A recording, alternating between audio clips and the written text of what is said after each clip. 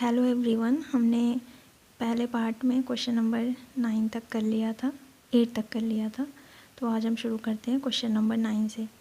तो question number 9 है, भारत के संविधान का अनुच्छेद 1 देश को बनाता है। आर्टिकल 1 क्या होता है? यूनियन। तो यूनियन बी ऑप्शन है, एक संघ। भारत के संविधान का अनुच्छेद 1 में कहा गया है भारत राज्यों का संघ होगा। ठीक है, आर्टिकल नंबर 1 हमें पता है। क्वेश्चन नंबर 10 है, the task of processing citizenship applications under the CAA will be undertaken by. तो किसके द्वारा लिया गया है? किया जाएगा सेंसस डिपार्टमेंट। CAA के अंतर्गत नागरिक प्रक्रिया के लिए आवेदन और निष्पादन का कार्य जनगणना विभाग द्वारा किया जाता है। तो आवेदन भी किया जाएगा सेंसस डिपार्टमेंट और निष्पादन भी करेगा। क्वेश्चन नंबर 11 है, भारतीय संविधान में मौलिक अधिकारों के विचार का संदर्भ किस देश से लिया गया था? किस देश से लिया गया था फंडामेंटल राइट्स का? ये लिया गया था USR, संयुक्त राज्य अमेरिका। और हमारा ये फंडामेंटल राइट्स कहाँ से कहाँ तक रहता है? ये है हमारा पार्ट 3 में आर्टिकल 12 से 35 तक है। तो क्वेश्चन नंबर 12 है, भारतीय संविधान में राज्य के नीति निदेशक सिद्धांत की अवधारणा किस देश के संविधान से ली गई थी? तो इसको लिया गया था ऑप्शन नंबर सी, आयरलैंड से, जो कि पार्ट 4 है और आर्टिकल 36 to 51 है। ये होता है DSSP ना। ठीक है, ये सब आपको याद होना चाहिए कि फंडामेंटल राइट्स कहाँ से लिया गया था। फंडामेंटल ड्यूटीज़ हो गया, सिटीजनशिप हो गया और DSSP हो गया, और ऐसे ही ये सब बहुत इम्पोर्टेंट क्वेश्चन है, हमेशा एग्ज़ाम्स में आते हैं। तो इसको हम करते जाएंगे। क्वेश्चन नंबर 13 है, with reference to the federalism in India which of the following statement is correct? A है, a quasi federal state is the result of Indian federalism in the country. B है, Indian federalism sets up a single polity in the country.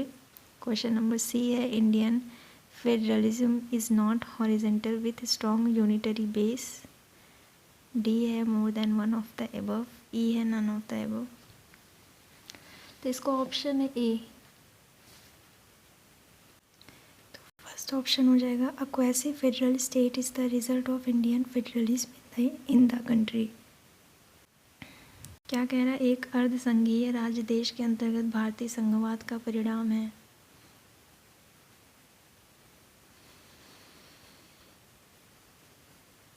Nineteen में अधिनियम ने dietary की शुरुआत की, जिसे British सरकार में संघवाद की दिशा में पहला कदम माना जा सकता है।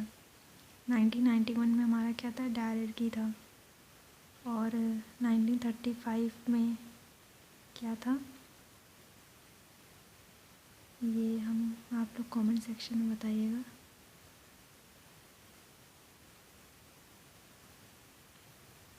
ठीक है, तो ये क्वेश्चन था हमारा। और इन्होंने बी ऑप्शन में क्या दिया था? Indian federalism sets up a single polity in the country. भारतीय संघवाद देश में एक राज्य व्यवस्था स्थापित करता है, तो नहीं करता है। सी था, Indian federalism is not horizontal with strong unitary base. भारतीय संघवाद सुदृढ़ एकात्मक आधार के साथ क्षैतिज नहीं है, होती है। तो ये दोनों तो इनकरेक्ट हो जाएगा, हमसे पूछा था। Correct option. क्वेश्चन नंबर 10 है, the task of processing citizenship applications. ये तो हमने कर लिया था, सॉरी। क्वेश्चन नंबर 14 है, किस किस अनुच्छेद के अंतर्गत अध्यक्ष सदन के किसी सदस्य को उसकी मातृभाषा में बोलने की इजाज़त दे सकता है? तो कौन से आर्टिकल में है? ये है आर्टिकल 121 में, कि हम किसी भी सदस्य को उसकी मातृभाषा में बोलने की इजाज़त दे सकता है। भारतीय संविधान का अनुच्छेद 121 प्रावधान करता है कि अध्यक्ष सदन के किसी भी सदस्य को उसकी मातृभाषा में बोलने की इजाज़त दे सकता है। तो और 110 क्या कहता है, संबंध धन विधेयक से है। और 122 है न्यायालयों द्वारा संसद की कार्यवाही की जांच न करने से है। ये तीनों याद कर लेते हैं कि 120 क्या है कि कोई भी सदस्य किसी भी भाषा में बात कर सकता है। 110(1) है धन विधेयक से है। और 122 का 2 किससे है, संबंध न्यायालयों द्वारा संसद की कार्यवाही की जांच न करने से है। क्वेश्चन नंबर 15 है, 5वीं अनुसूची किस विशिष्ट समूह के लोगों के शाश्वत और हितों की सुरक्षा से संबंधित है? तो अनुसूचित जनजाति से है। 5वीं अनुसूची किससे है? ये हमारा है अनुसूचित जनजाति। हमने पॉलिटी में पढ़े हैं ना, 12 शेड्यूल्स होते हैं। आपने वो ट्रिक भी पढ़ा होगा, टीयर्स ऑफ ओल्ड पीएम। तो उसी से हम 12 जो शेड्यूल है वो हम याद कर लेते हैं। 5वीं अनुसूची में अनुसूचित जनजाति समूह के लोगों के शासन और हितों की सुरक्षा से संबंधित है। इसमें असम, मेघालय, त्रिपुरा और मिजोरम को शामिल नहीं किया गया है। 6वीं अनुसूची असम, मेघालय, त्रिपुरा और मिजोरम राज्यों में जनजातीय क्षेत्रों के प्रशासन से संबंधित है। कौन कौन से है? असम है, मेघालय है, त्रिपुरा है और मिजोरम है। इसको याद करते हैं AM/TM। AM/TM, ए से असम, M से मेघालय, T से त्रिपुरा और मिजोरम। 5वीं अनुसूची के तहत राज्यपाल राष्ट्रपति को संबंधित क्षेत्र के लिए प्रतिवेदन दे सकता है। कौन दे सकता है? किसको दे सकता है? राज्यपाल राष्ट्रपति को दे सकता है। और किंतु इनमें अंतिम शक्ति राष्ट्रपति में ही निहित है।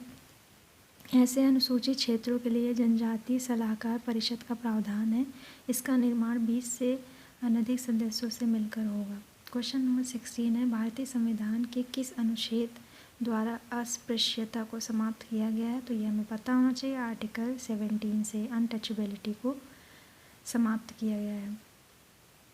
और भी आर्टिकल कौन कौन से याद कर लेते हैं। 14 है, 14 किससे है? इक्वालिटी से है। और 14 का संबंध विधि के समक्ष समता से है। 15 के अनुसार राज्य किसी भी नागरिक के साथ जाति, धर्म, लिंग, जन्म स्थान और वंश के आधार पर भेदभाव नहीं कर सकता है।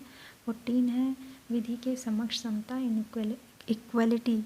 15 है नागरिक के साथ जाति, धर्म, लिंग, जन्म स्थान और वंश के आधार पर भेदभाव नहीं कर सकता है। 22 है गिरफ्तारी और कुछ मामलों में नज़रबंदी के खिलाफ समीक्षा से है। तो ये तीनों हमें याद हो जाना चाहिए। क्वेश्चन नंबर 17 है, सिक्किम भारतीय संघ का पूर्ण राज्य कब बन? ये हमारा 1975 में बन गया था, 16 मई 1975 में। और कौन सा राज्य है? ये 22वां राज्य है। ये हमें याद होना चाहिए कौन सा राज्य है 22वां राज्य के रूप में शामिल हुआ था। कब हुआ था? 16 मई 1975 में हुआ था। और 32 से कम सदस्य नहीं हो सकते हैं। और इसकी राजधानी क्या है सिक्किम की? वो है गंगटोक है। क्वेश्चन नंबर 18 है, समुद्र पारी भारतीय नागरिकता OCI योजना भारत में निम्नलिखित में से किस अधिनियम द्वारा प्रारंभ की गई थी?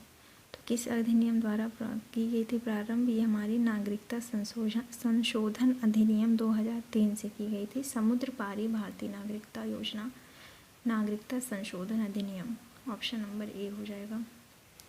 क्वेश्चन नंबर 19 है, भारतवर्ष के संविधान की प्रस्तावना में बंधुत्व निम्नलिखित में से मुख्यतः किसे आश्वासित करता है?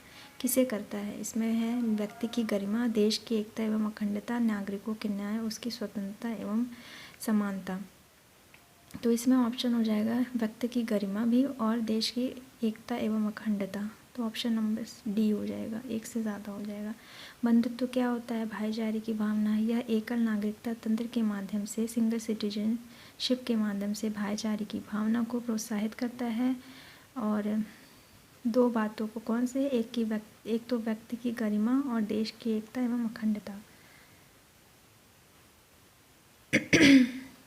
और आगे है, एक मिनट,